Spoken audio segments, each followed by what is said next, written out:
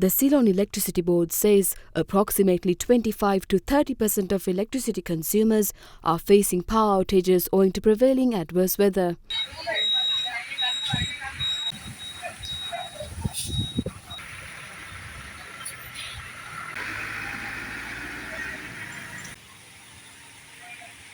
The CEB adds that it is promptly carrying out operations to restore power to all consumers as soon as possible with a focus on priority areas. However, inclement weather is hindering power restoration operations across the island.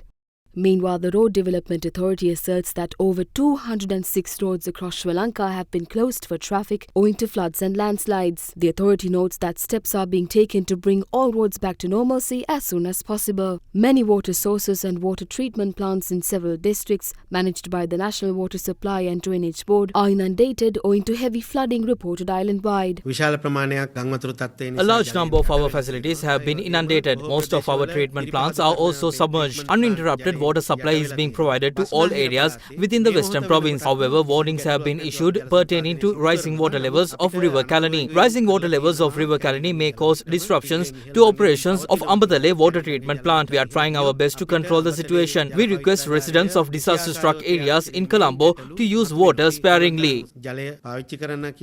In the meantime, the National Blood Transfusion Service says complications have arisen pertaining to blood collections at its office in Narahinpita. Director Dr. Lakshman Singha urges donors to donate blood as soon as possible at this time of crisis, adding that several blood banks are open to receive donations. In the meantime, the Department of Immigration and Immigration has introduced special visa measures for foreign nationals impacted by the prevailing adverse weather. Accordingly, travellers scheduled to depart on or after 28th of November but delayed due to weather-related flight cancellations or travel disruptions will be exempt from visa extension fees and overstay penalties. Short-term tourist, business and residence visa holders will receive a 7-day grace period to complete visa extension formalities. Meanwhile, during the special live coverage of the prevailing severe weather broadcast on TV Derana and other Derana news channel, special attention was given to the health and safety of the public as well as the spread of communicable diseases. What can the authorities do to curb atrocious repercussions of the concerns that you highlighted? Actually, it's not an isolated thing.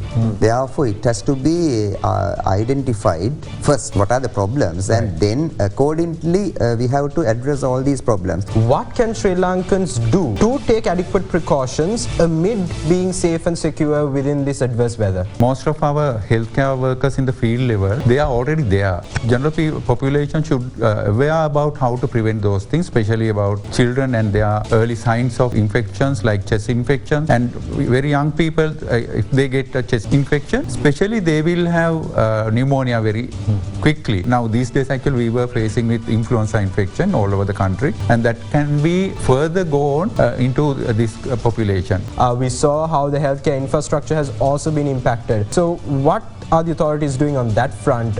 Should we be concerned, or have these concerns been alleviated? At the places where these disruptions occurred, our health teams, usually our field staff attached to the medical officer of health, they are working together with the other rescue teams. They are affected. They have taken immediate actions to transfer all these patients to safer places. The sad memories of COVID-19 lingers in our memory. It's not something tangible. Is it still a threat given the inclement weather, doctor? We are mainly concerning about certain diseases like diarrhea, dysentery, leptospirosis, dengue and filariasis, because they are at a risk of these diseases due to specific nature of the situation. Mainly dysentery, diarrhea, these diseases will spread through food, water, whether they have adequate sanitary facilities, whether they have adequate waste disposal methods. Apart from that, due to floods, there will be water collection and also stagnant water mixed with spillover water, and also some other waste product will lead to leptospirosis. At the same time, the water is stagnant, there's a risk of mosquito breeding places which will spread mainly dengue, and also with time they are at a risk of filariasis as well. When we consider about the upper respiratory tract infections, we are having a strong surveillance systems to monitor the respiratory tract surveillance, and at the same time we are having a laboratory surveillance system where randomly selected samples are checked with upper respiratory viruses, which also include COVID virus.